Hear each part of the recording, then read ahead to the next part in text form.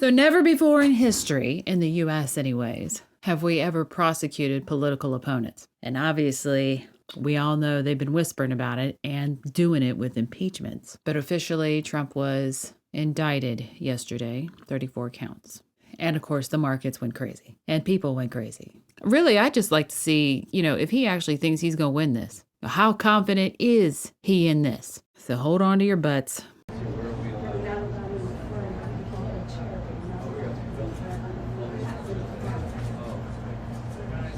So he comes in, he doesn't look at the audience until he gets to the podium. And that's only for a brief moment and then goes back to looking down. He's not even smiling or waving or highing anyone. And there's no pleasantries involved. Not that he has to be all happy, but it's a politeness that those around you who are technically not your enemies, you would give them, the pleasantries of thank you for being here. Good afternoon. Thank you for joining us here today. At this moment, we can see that his demeanor is very low energy. Shoulders slumped down, body is hunched over, face is down. There's no up. There's no high positive emotion. Earlier this afternoon, Donald Trump was arraigned on a New York Supreme Court indictment.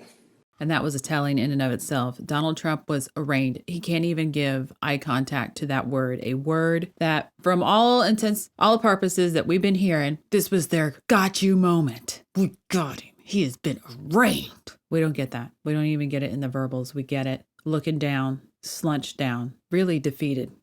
Returned by a Manhattan grand jury on 34 felony counts of falsifying business records in the first degree. Under New York state law, it is a felony to falsify business records with intent to defraud and an intent to conceal another crime. That is exactly what this case is about.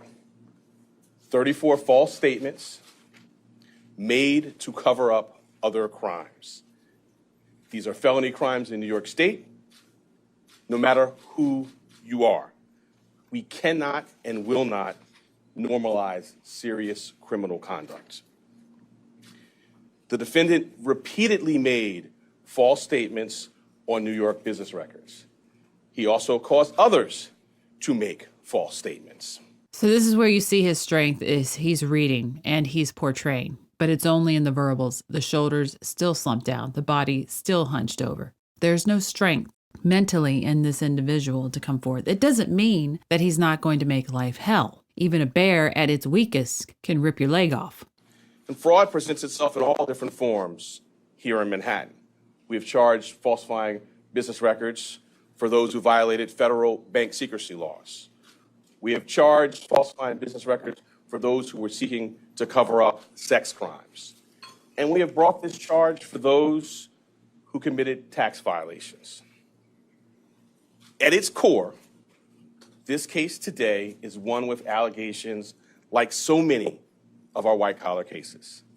Allegations that someone lied again and again to protect their interests and evade the laws to which we are all held accountable.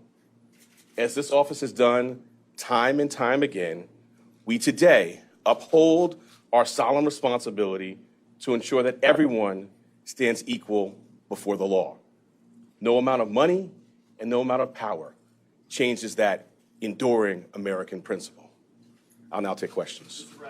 That was a very slick move right there. Enduring American principle. And he looks down. It's like a quick down. He can't even completely face that statement. Now, we all know that he's a puppet. And he's a puppet with the belief system that allows him to do most of what he does without guilt. But looking at this part says that even in his belief system, something is bucking.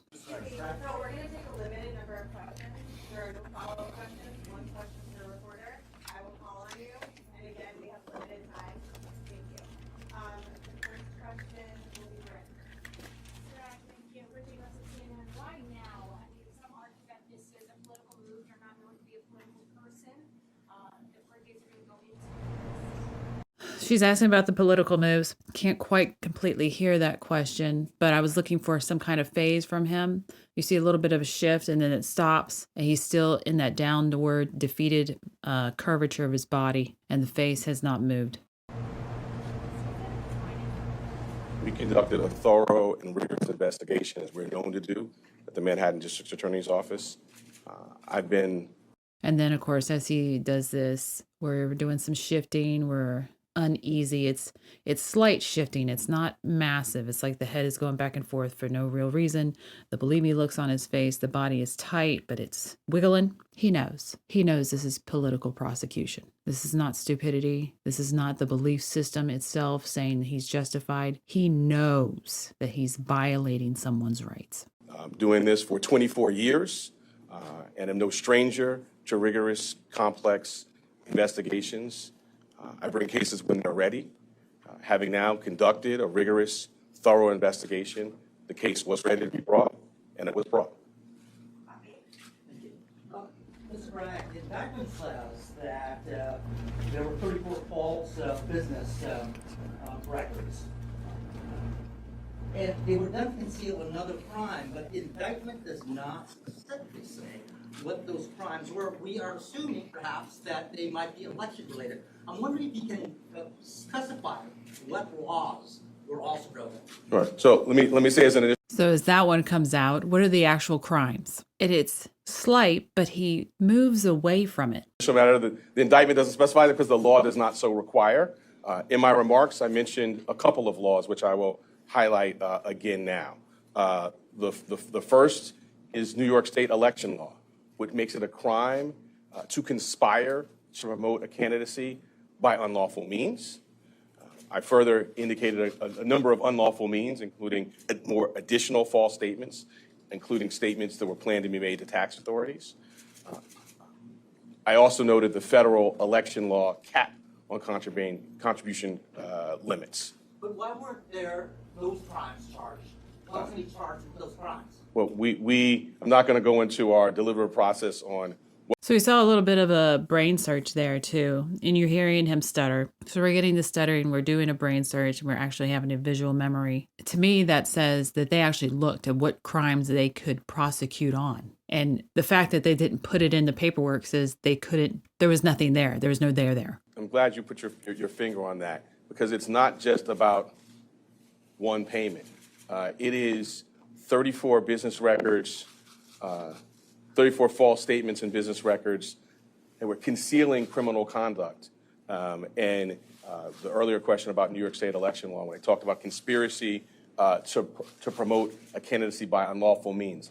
Those unlawful means, we allege, include the conduct set forth in the statement of facts, which is additional false statements, separate and apart from the charged ones in AMI documents, planned false statements to taxing authorities. It is not just that one $130,000 wire payment. Thanks so much. Mr. Bragg, any comment about any incitement of violence by former president? At what point do you think a gag order is necessary? There you go, folks. We're looking at a very weak system going after a very strong man. But like I said, just because a bear's weak doesn't mean he can't rip off your legs. If you like it, please share and subscribe. Thanks for watching.